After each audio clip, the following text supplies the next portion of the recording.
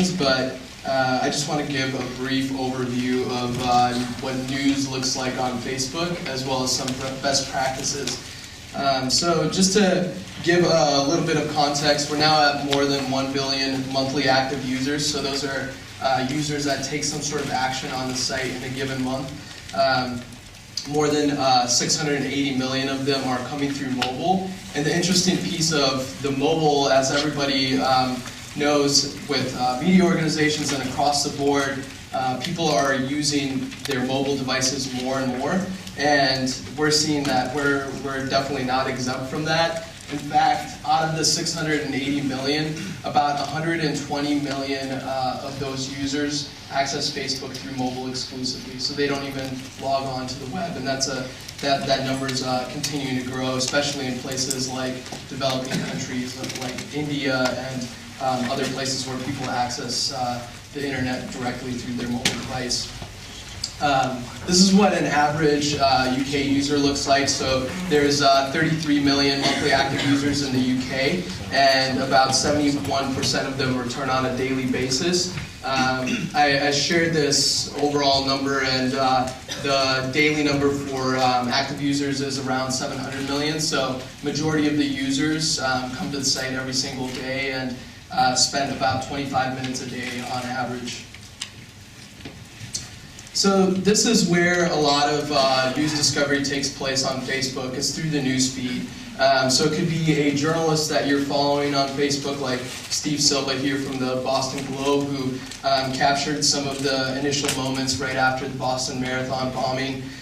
Or it could be a news organization that you've liked and you're seeing them post a breaking news update or posting a link to content, directing their readers there. The interesting piece is just how much content is being shared. There's 4 billion pieces of content shared on a daily basis. A lot of that is photos. Photos are the most popular piece of content on Facebook. And the average user in the newsfeed is eligible to see about 2,200 posts a day.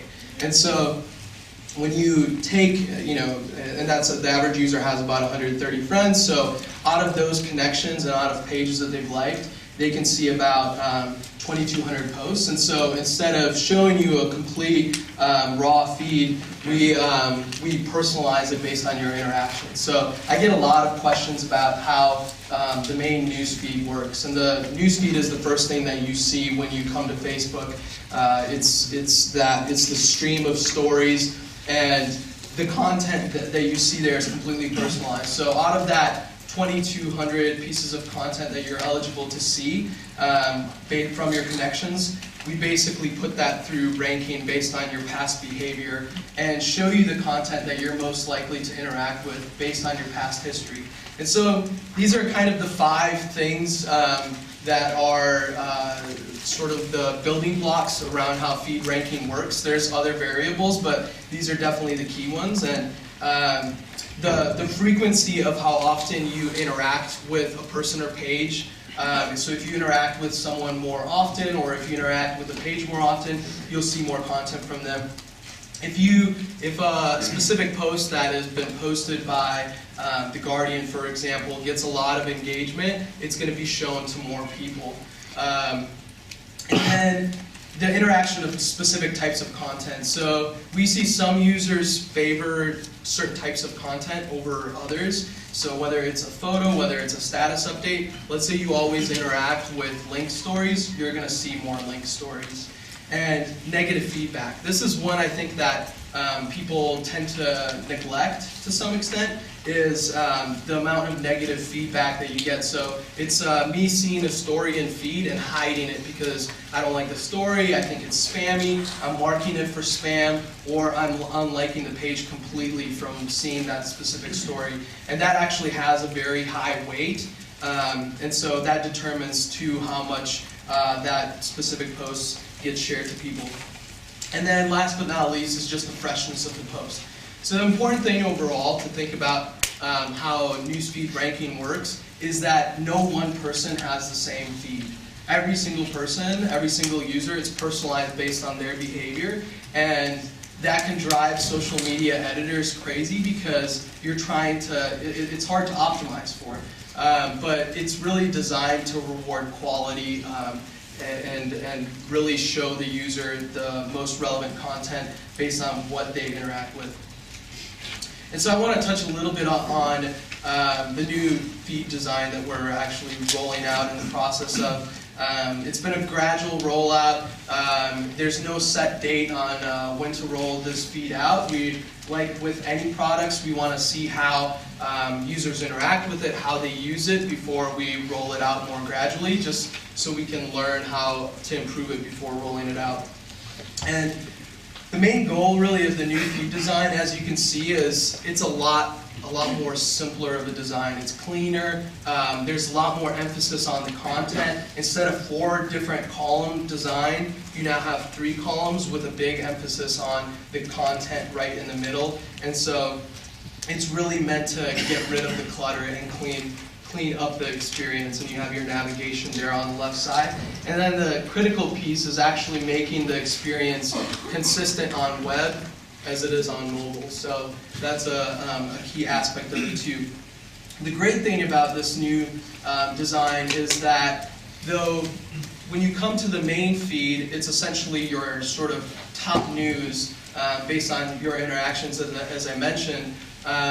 But we also want to provide as much user control as possible if you want to see other types of content or you want to dive in deeper into certain types of content. So you're going to come to the homepage, you're going to see the top news, and from there you can jump into these mini feeds. So it can be anything from being able to just see a real-time feed of updates based on your connections, being able to jump into to see just all photos that your friends have posted, being able to see all the updates from people you're following or pages you're following on Facebook.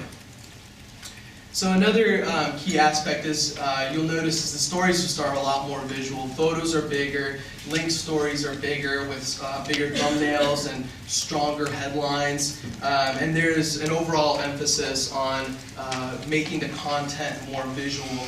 And the reason why we see this is just users are more likely to interact with something that is visual, and so we wanted to make that representative across the board with any types of content.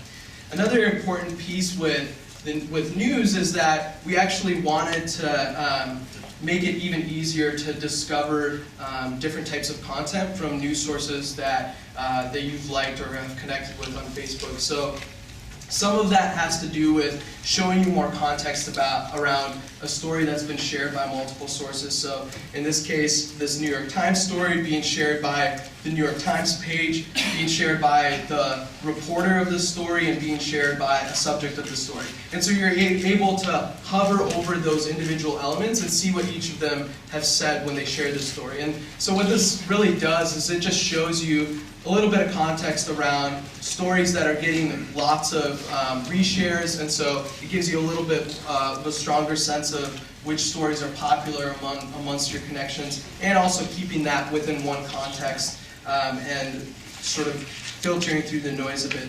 The other element that you'll see there is that most shared unit. And you maybe have seen these in feed pop up from time to time and ask yourselves, how does our page become a part of this? And it's actually available to any news pages. And so what it does is it'll connect, based on pages that I as a user have liked, it'll show me stories that are getting the most shares on the domain of that page. So in this case, the Huffington Post, they maybe haven't shared all of these links from their Facebook page, but these are stories that are essentially trending on Facebook that their users are sharing organically from their website. And so I like the Huffington Post, so it's going to show me other stories that are basically popular on HuffingtonPost.com. I'm able to click through, I'm able to reshare them from there, and so it's just another element of discovering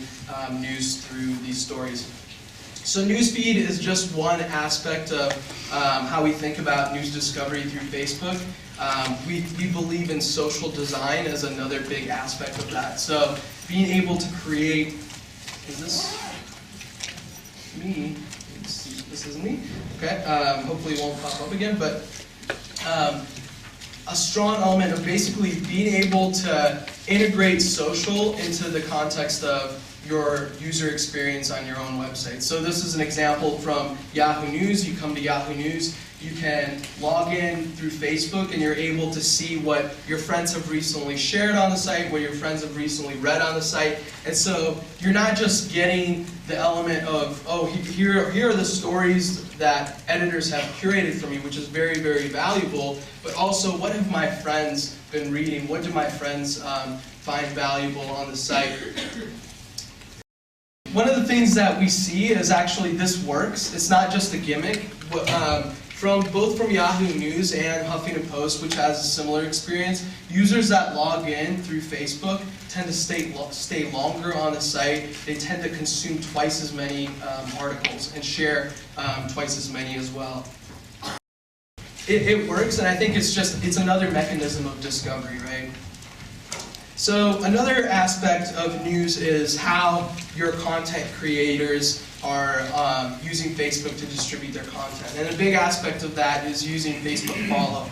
So Facebook Follow really came out of this idea of making it easier to both have a personal presence on Facebook as well as a professional one. So being able to distribute your content and grow your audience on Facebook from that same profile that you use to connect with friends. And so not just having friend connections, but also opening up your profile to enable people to follow your public updates. And so when someone comes to a reporter's profile, they will either see an option to friend them or they'll see an option to follow them. And they may not even see the option to friend them depending on how their friend request settings are set up. But the follow action basically means that whatever Kev posts to the public setting on their timeline or through mobile, that's what I'm going to see in my newsfeed. So instead of me having to connect with them as a friend, and the thing that I think a lot of times we forget as journalists is that sources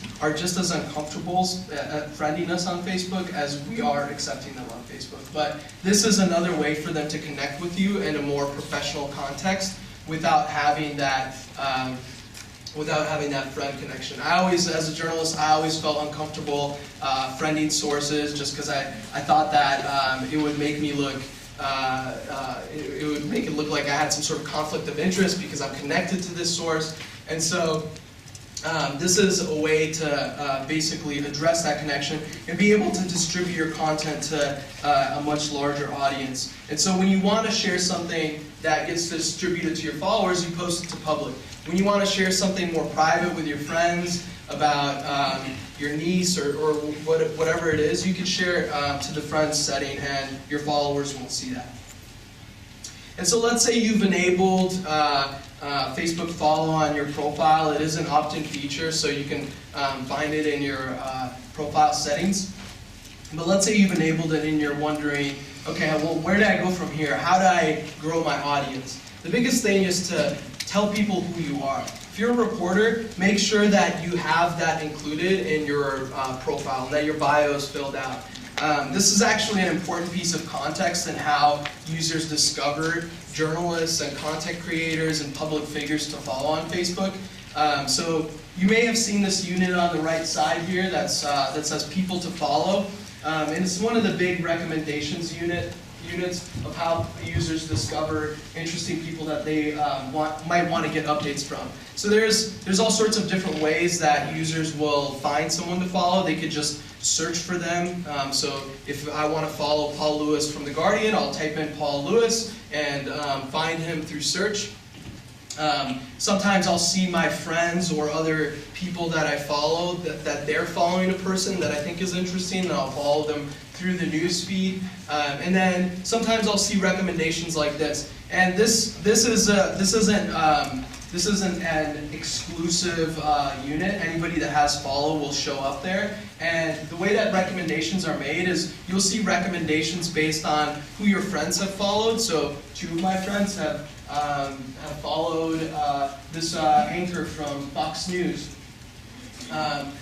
Or it'll also take into account other connections I've made. So let's say I like NBC News Facebook page, it's going to recommend me other reporters or anchors that have that in their profile listed as their workplace. And so that's why having that filled out is actually important, because you'll essentially get recommended to people who like NBC News and are probably interested in your content.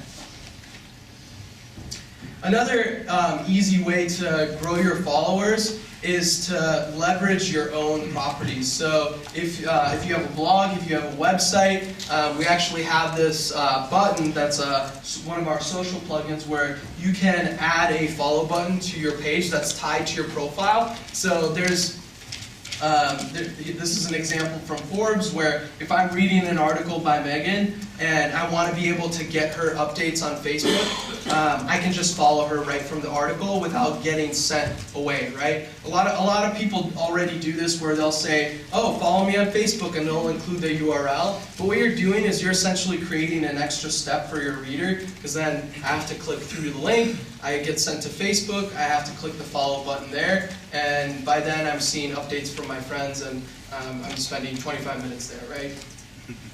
And so within this context, I'm able to just click follow and continue reading her article, and then next time I'm on Facebook, I'll see her updates in my newsfeed. Another easy way is, and we see this a lot with TV organizations, is call out on air or including some sort of promotional aspect in the lower third. So this is an example from ESPN where they included the URL in the lower third for Skip Bayless, one of their commentators. So let's say you've enabled this, you've filled out your profile is optimized to be more professional. What kind of content do you share? So my biggest advice is to mix it up.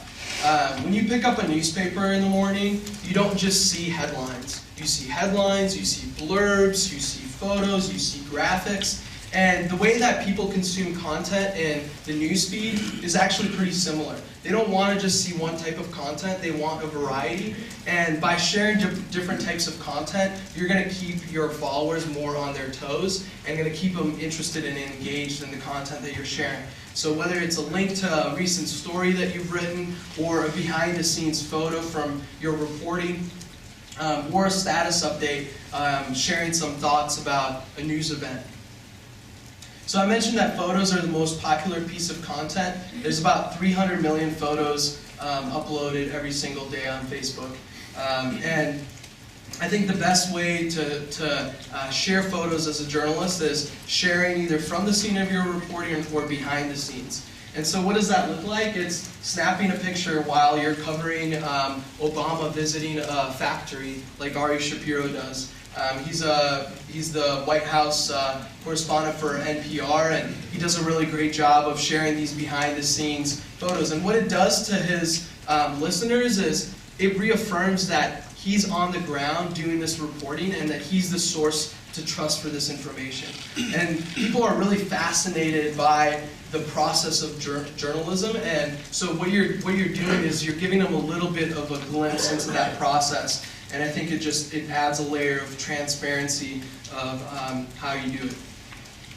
So one tip is, I wanted to just point this feature out because I think it's made definitely my photo sharing experience better, is you can actually sync your the photos that you take on your mobile device with your Facebook account. So these don't get automatically shared, but they basically get put into a private folder that's visible to you, that you can then, when you log on to Facebook, you can select which photos you want to share. And it gets pulled from your camera roll once you opt in. So it just makes it a little bit easier to share photos that you may have taken on your mobile device at a later time. You can select the ones you want to do, create an album out of them, whatever you want to do with them. And I think it supports around 2 gigs, up to 2 gigs of syncing. So we rolled out this new feature about a month ago now called Replies, where basically users are able to reply to individual comments in line.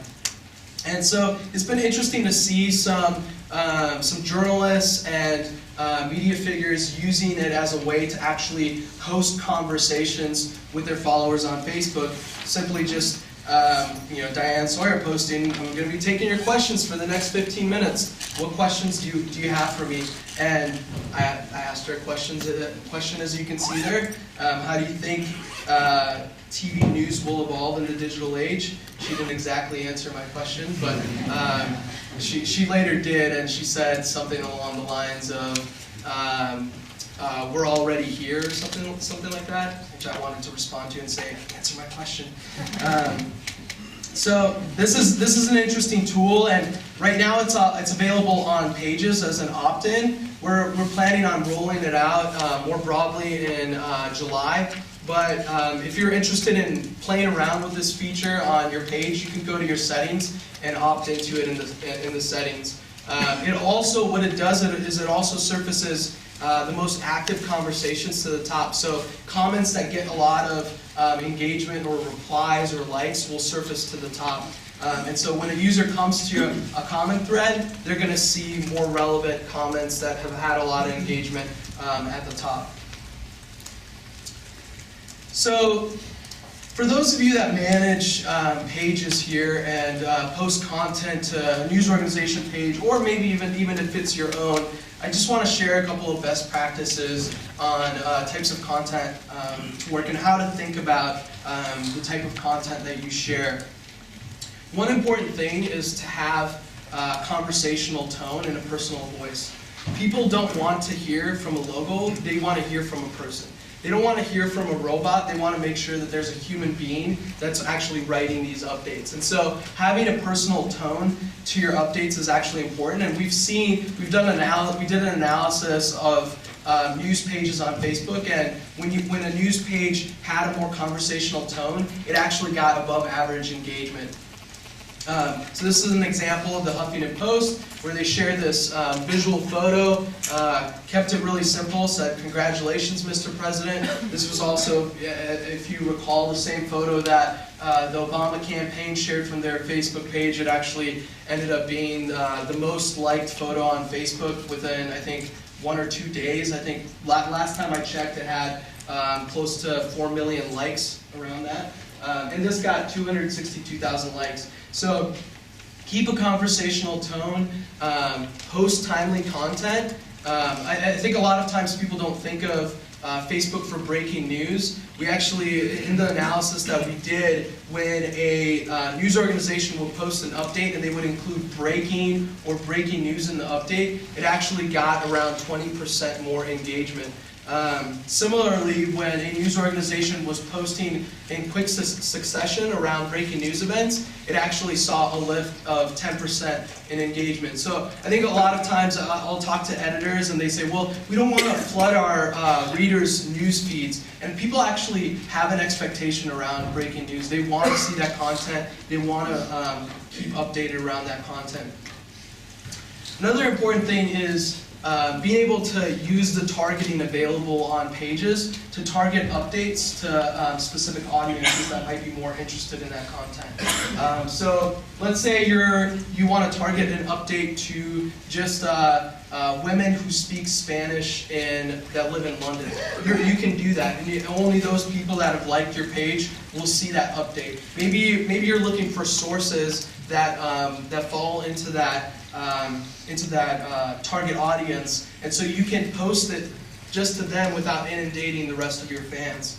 So this is a targeting tool that lets you target everything from gender, relationship status, age, the location of the person, and you can add multiple target layers. And so when you post it, just those people that you're targeting are going to get it in their news feeds. So this is a little bit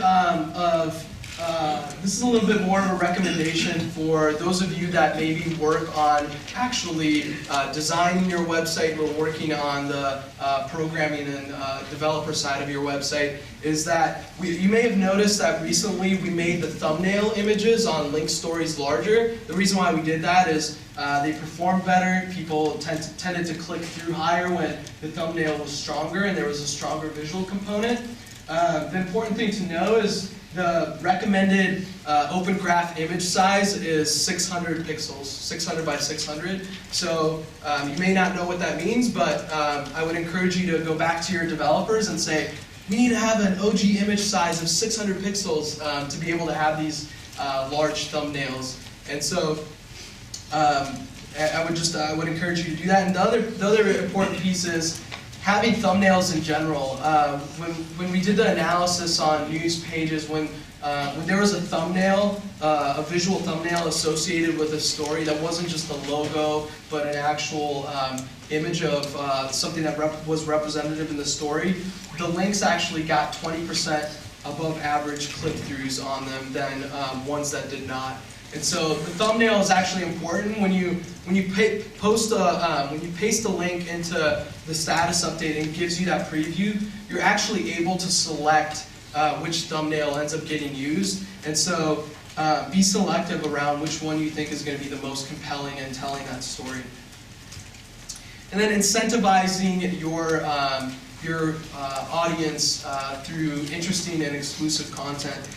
So in the TV sense, we see a lot of media organizations highlighting their viewer commentary on air. So they'll post a status update, they get a lot of reactions from their viewers around a specific story, and then they'll actually highlight some of those comments on air. And I think it's just a simple way of showing your fans that you're listening, that you value their input, and that they're a part of the process. They're part of the content creation process.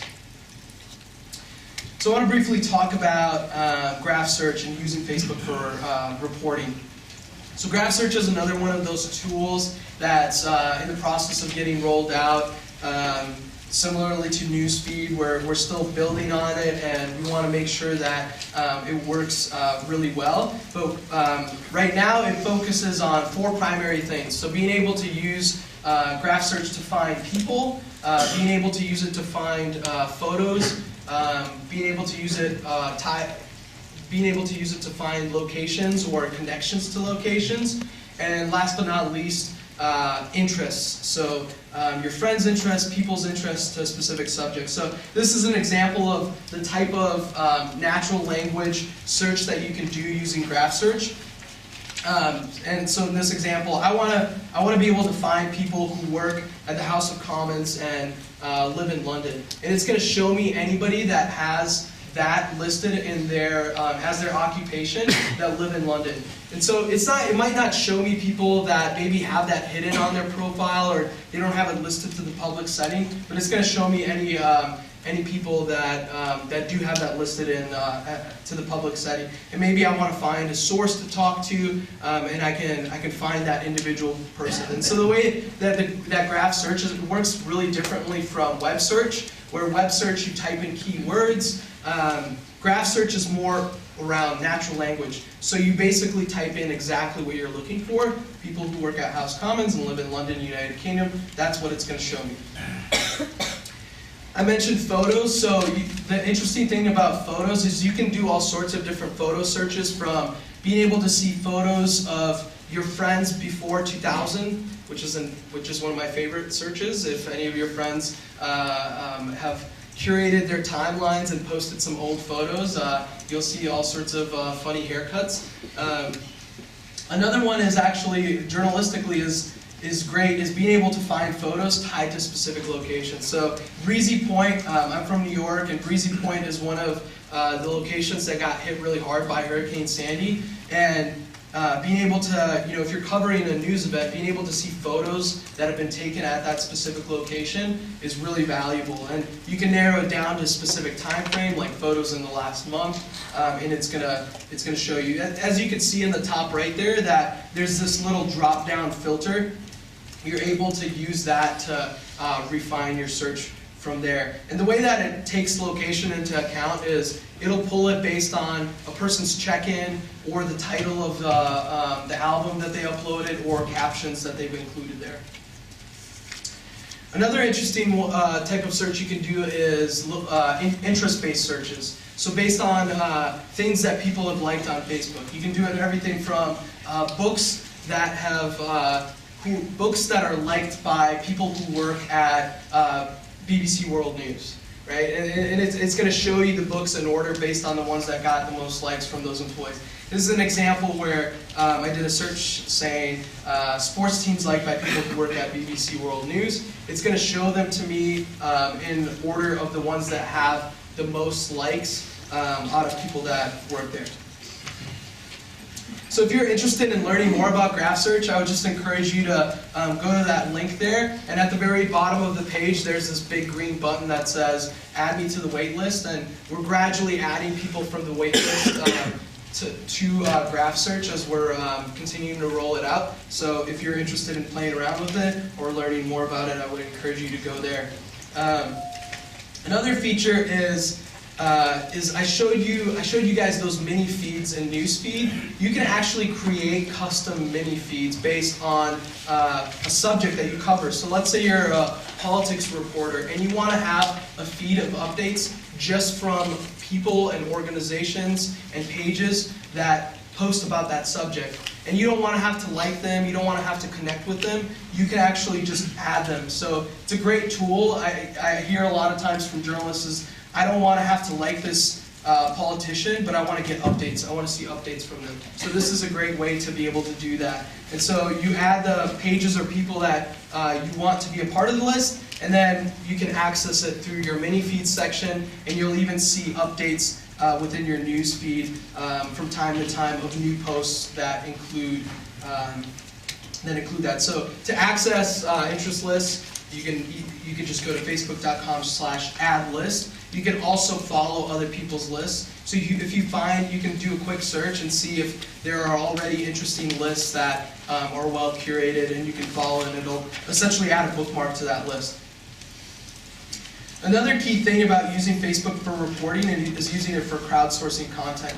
I think this is kind of one of the big untapped opportunities of using the social web to enable participatory reporting. I think it's been done here and there, but we see a lot of local media organizations using Facebook to basically crowdsource photos from their viewers. And this is an example where a jet plane crashed into an apartment complex in Virginia Beach in the States, and viewers actually, the station had done this so many times where they had prompted their viewers for content that people just started uploading them that were on the scene. So they were so used to this, and then the producers noticed, wow, we're getting a lot of photos from the scene of this event. They were able to capture some of the early images of that crash through their Facebook page. Another easy way is tying it to the TV experience. So in this case, Piers Morgan tonight saying, what questions do you have for this guest that we're going to have on air? And then being able to actually ask those questions on air and highlight some of those viewers. So I want to close it up. I know I ran through a lot of things, but all of these are available at facebook.com/journalists, and I would encourage you to check out that page. We're constantly updating resources. We're working on a new best practices guide with some recent data that we've done. So I would encourage you to check that out, and I'd love to answer a couple questions if we have time for them. Yes, we have a couple of questions.